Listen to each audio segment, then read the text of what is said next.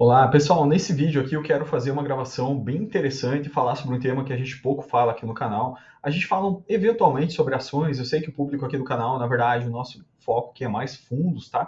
Especificamente fundos de infraestrutura, fundos de participações, né?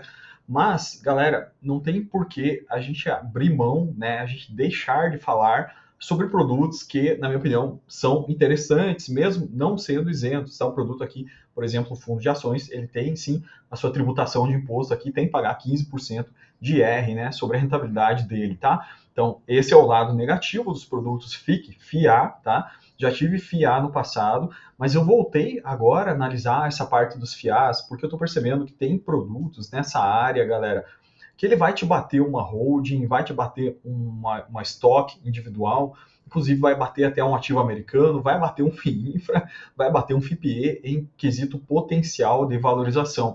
Então, o que eu fiz aqui nesse trabalho aqui? Basicamente, primeiro, peguei toda a base de FIAs, né, que a gente tem hoje aqui, de fundos que estão disponíveis para investimento, nessa base aqui dos produtos de fundos de ações. Eu fiz um filtro buscando menor vol, menor volatilidade, buscando aqui produtos com maior tempo de casa, maior track record, para a gente pegar um período de exposição. E aí eu peguei produtos, logicamente, com maior nível de consistência, né? Maior alfa e menor beta, né? Então, basicamente, peguei essa conjunção de fatores aqui para a gente analisar junto aqui e ver qual produto estaria valendo mais a pena a gente estudar. Então, me chamou a atenção aqui três produtos, tá? Nesse vídeo aqui eu vou falar sobre o primeiro deles, aí tem mais um na sequência aqui, vamos gravando mais vídeos aqui, porque, galera, tá bem interessante aqui realmente essa série aqui, essa visibilidade. Vou colocar no modo tela cheia. Então, hoje a gente vai falar especificamente aqui do qual fundo? Estamos falando do fundo da Guepardo. Deixa eu botar em tela cheia aqui, galera. Pronto, esse é o mesmo material que eu utilizei para começar a preparar aquela primeira apresentação dos índices, né? Aqui está a continuação dele, tá? Então, vocês estão com a minha tela cheia agora, estão vendo aqui o Guepardo FICA. Diferencial desse produto aqui, primeiro, gestão ativa, tem a gestão, que é uma casa extremamente tradicional também.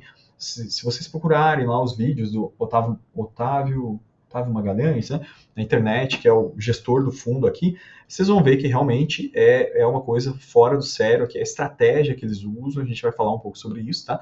Então, isso leva uma carteira não óbvia, né? Uma carteira com uma gestão ativa impressionante. Então, mais importante do que a gente conhecer as ações que estão dentro desse produto aqui, eu vou abrir todas as ações do Guepardo aqui só para vocês, não somente do momento presente, né? Como de toda a trajetória dele, para vocês verem como é que funciona, qual que é a visão de futuro que os gestores desse fundo têm. Então, basicamente, eu acho muito legal quando a gente tem, por exemplo, esse requisito de ações aí. É difícil a gente que trabalha, né, que tem família grande aí e tudo mais, né, tem as nossas responsabilidades, às vezes é um pouco atribulado para a gente ficar estudando ações com um nível de acertatividade grande, né, porque ações você tem que fazer um acompanhamento profundo, né, afinal de contas elas variam bastante, né, se você perdeu alguma coisa ali, você pode estar perdendo o fio da meada, e de repente o produto perdeu algum fator estrutural, e quando você vê, você está numa situação ruim, né, porque a cota já caiu muito, tem algum fator estrutural que você não acompanhou, então você não descobriu, você não tinha lido os balanços, não teve ocasião de ler, e aí a gente acaba perdendo dinheiro em alguma situação aqui. Então, a vantagem, na minha opinião, de você ter um gestor, por exemplo, que faz a análise disso aí, um gestor com grande experiência, que vai te comprar no preço mínimo dessa ação aí, ele vai fazer o carrego e ele vai carregar a tese até que ele veja que o momento da tese é favorável, é propício para vender, ou seja, ele vai vender nas máximas ou ele vai vender parte nas máximas, né? Como os grandes gestores fazem, Warren Buffett, Barsi, né? Ninguém faz buy hold forever, tá, galera? Então, que as pessoas geralmente que ganham muito dinheiro fazem, né? A gente sabe, é comprar um preço realmente muito bom, com uma margem de trabalho boa, comprar um ativo excelente, de qualidade excepcional, né, de parâmetros excepcionais, com preço extremamente descontado. Isso acontece, essas ocasiões acontecem no mercado várias vezes. Então você compra esse ativo vai se valorizar bastante, em algum momento você pode optar por vender esse ativo, fazer ganho de capital, comprar novos ativos que estão, né, com essa mesma característica. Então essa tese do earning yield, né, na verdade, não é... Tem a tese do Deep Value também, que a gente já tratou um pouquinho aqui no canal, mas basicamente esses gestores, eles fazem isso na prática, né, galera? Não adianta a gente ficar falando um monte de teoria aqui, a gente tem que ver nesses fundos é o quê? É resultado, não adianta o gestor falar bem, o gestor né, se posiciona bem, tem uma boa oratória, mas o fundo não tem resultado, né? Então a gente percebe muito disso também, a gente tem que ver o resultado do produto antes de entrar nele, tem que conhecer bem também. Conhecer a carteira também é salutar, na minha opinião. Então, o que a gente vai ver? Um fundo com gestão ativa extremamente forte, consistente, uma carteira não óbvia, um alfa muito acima da média. A gente vai ver acima da média de quais indicadores, Jefferson? A gente vai ver aqui nesse estudo. E um resultado extremamente consistente, tá? Então, eu vou passar aqui para vocês. Eu fiquei surpreso com esse produto especificamente. Olha só. Então, o que eu fiz aqui? Eu fiz questão, na verdade, de abrir também a carteira desse produto aqui. Deixa eu dar um zoom out aqui para a gente ver os ativos, tá? Então, olha só que interessante. Eu entrei na base de dados. Veja, essa base de dados é confidencial, 180 dias. Depois disso, a gente consegue abrir ela dentro do FeeMaster. Ela fica aberta, né, no fundo master, fazendo a pesquisa lá dentro. Dá um pouquinho de trabalho, mas eu fiz questão de entrar lá e fazer essa consulta em vários momentos do tempo para ver como é que essa carteira do fundo Guepardo se movimentou ao longo do tempo. E olha só que interessante, que bacana o resultado desse trabalho aqui. Então a gente tem um fundo aqui que investe em poucas ações, ele tem basicamente 15 ativos no último histórico dele, essa é a leitura mais atualizada, janeiro, tá? É a leitura que a gente consegue tirar dele. 18% das ações em Vulcabras, 16% em Klabin, e aqui a gente tem o GPA, é a Ultrapar aqui, né? Com 14%. Tem o Itaú aqui, basicamente, o YouTube 3 aqui, 11%, tá? Então, 50% das ações estão nesses três primeiros ativos, tá? A gente tem o Itaú com 11%. Na sequência, Grupo Mateus, olha só, são ações aqui que elas não são óbvias, né? Não é aquele fundo que você pega que tem Vale, tem Petrobras, né? Enfim, são ações aqui que realmente são ações que ele detecta o potencial de valorização, faz a compra no momento certo, faz a venda no momento certo também. Então ele tem dentro dele a Alus aqui com 6%, e ele tem a Rumo também, né? A gente conhece bem a Rumo aqui no canal também, com 6% dentro dele. Tem um pouquinho de Gerdau aqui, 3%, Fleury, mais Itaú e assim por diante. Aqui ele tem demais ativos, não vou me deter nesses menores aqui, tá? Então, essa é a configuração atual do produto, dessa carteira atual dele, tá? Vocês vão ver a rentabilidade histórica desse produto aqui. Aguarde, porque o resultado é chocante. Realmente, o resultado de rentabilidade desse produto chama muita atenção.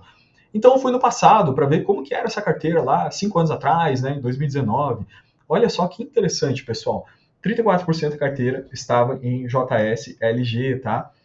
Essa empresa que é uma empresa também fantástica de logística, né? Para quem estudou a parte da Simpar, sabe do que eu estou falando, né? Uma empresa que teve agora controlada pela Simpar, mas basicamente na época que ela começou a despontar no mercado, eles compraram ela lá no início, investiram e ela teve uma valorização extraordinária. Então, em 2019, eles já eram posicionados com 50% da carteira em dois ativos, JSLG sendo o maior deles e VULC3, né, o segundo colocado aqui. Claro, esse gráfico de pizza que eu estou mostrando para vocês, pessoal, isso aqui é somente a parte de ações, tá? Eu percebi que esse fundo ele trabalha com cerca de 30% até 40% de parte de caixa, então ele sempre tem caixa, tá? Mas eu estou mostrando para vocês o gráfico de pizza aqui, justamente da parte de ações, tá? Mas ele tem caixa por quê? Para aproveitar oportunidades, tá? Então é um fundo que trabalha sempre com bastante caixa, pelo que eu percebi.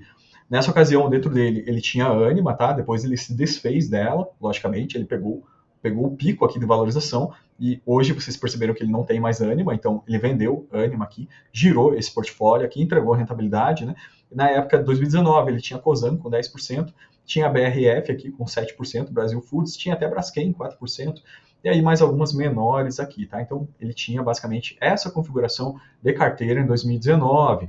Já em 2012, como esse fundo aqui tem um histórico bem antigo, ele é um fundo que começou a negociar em 2008 aqui, perceba aqui, ó, fui lá, peguei lá do início, 2012, como é que era a carteira dele, olha que interessante.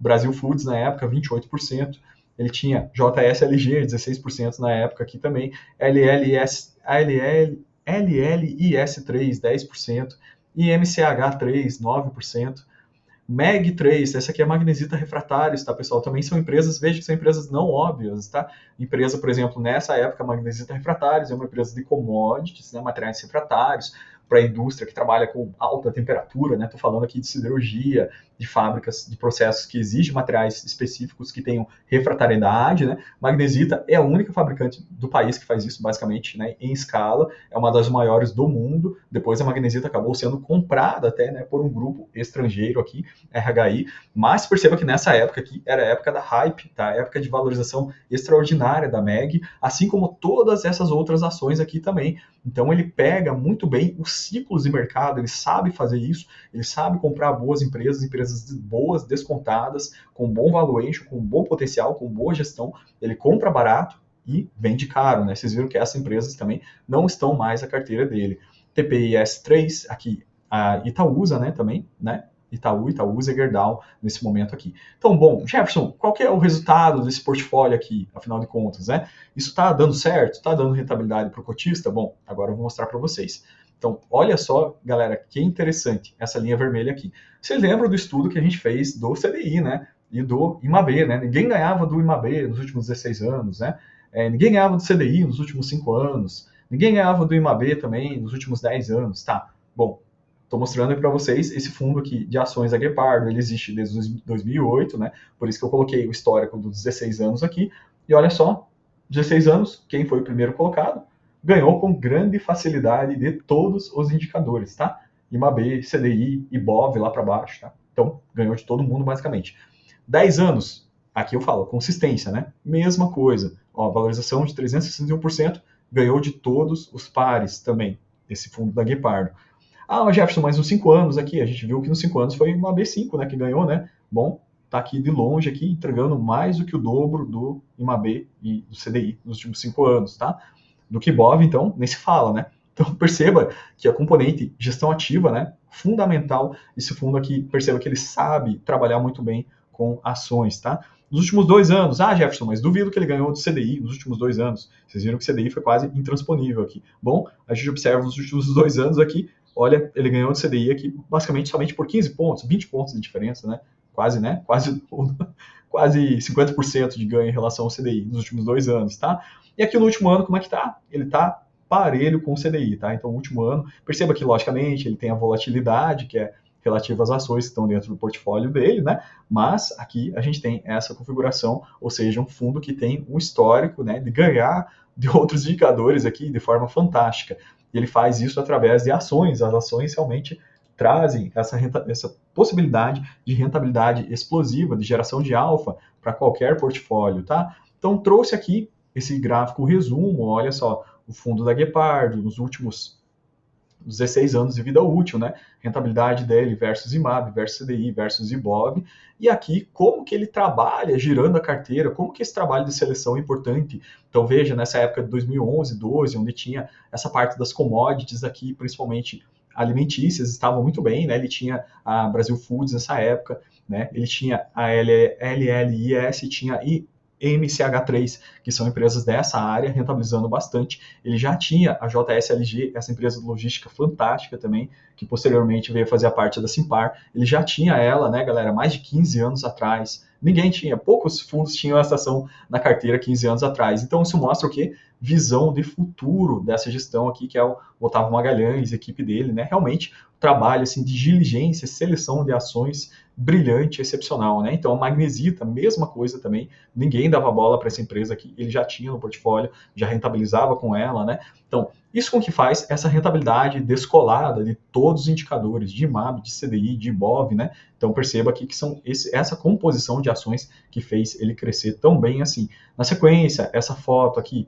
próximo de 2019, mesma coisa, JSLG, Vulcabras, né? Pouca gente falando dessas empresas que vieram a crescer muito, rentabilizar de forma excepcional. Então perceba que sim, ele tem certa correlação com o IBOV, mas o alfa dele é muito maior, não tem comparação nenhuma, né, pessoal? Realmente ele escolhe muito bem as ações dele, tá? E aqui no presente momento, eu estou falando do gráfico, o último gráfico que a gente consegue ver da composição de carteira dele é 180 dias, porque tem confidencialidade da carteira nos últimos 180 dias. Então, essa é a última configuração, não quer dizer que seja exatamente a que ele está hoje, mas são essas ações que estão realmente trazendo essa rentabilidade excepcional para o produto, tá? Então o vídeo de hoje era isso, galera. Eu queria deixar essa leitura com vocês. Eu sei que tem muita gente que não gosta de fundo de ações, porque tem taxa de administração. Ok, tem taxa de 2%, mas esse gráfico aqui já é o líquido da taxa, tá? Então aqui, isso aqui é a entrega final do produto, só tem que tirar aqui o imposto, logicamente, né? Se for comparar com o infra, tem que tirar o 15%, né? Porque o infra não tem isso, nem o FIPE. Mesmo assim, na minha opinião, é uma maneira interessante da gente buscar a diversificação da carteira. Não é recomendação,